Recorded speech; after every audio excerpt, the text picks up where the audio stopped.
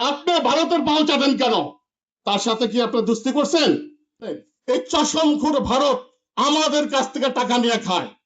আমাদের রক্তের উপরে পাড়ায় আপনি ভারতে যাবেন না, বেশি সময় দিব না।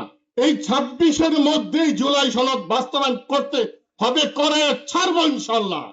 হয় আমি এর আগে মরবো, আর যারা আছে তারা বাস্তবায়ন করবে, হয়তো আমি নাও দেখতে পারি, কিন্তু হবে ইনশাল্লাহ।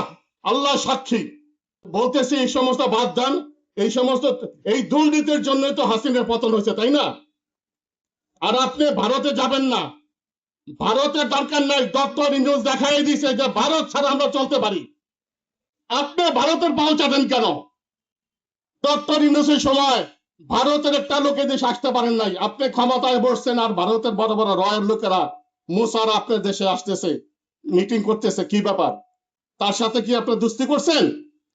সব শহীদ পরিবার, আহত পরিবার, যোদ্ধা সব ভুলে গেছেন?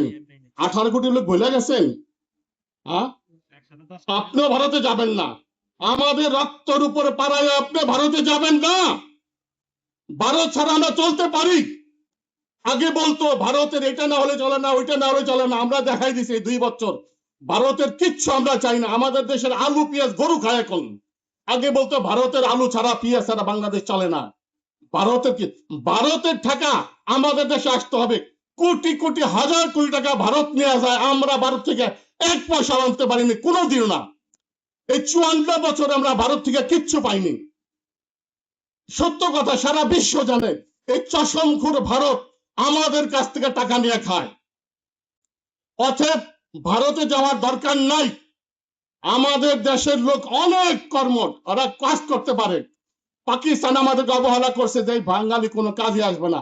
আজকে পাকিস্তান ফাস্তায় যে বাঙালি জাত কেমন দক্ষ জাত, আমরা সেই জাতি। অতএব আমাদের ভারত লাগবে না, ডক্টর ইউনূস দেখা দিচ্ছে। অতএব ভারতে আপনি যাবেন না। আর জুলাই সনদ গণভোট বাস্তবায়ন করেন, আপনার মান সম্মান থাকবে। এইটাই আমার শেষ কথা।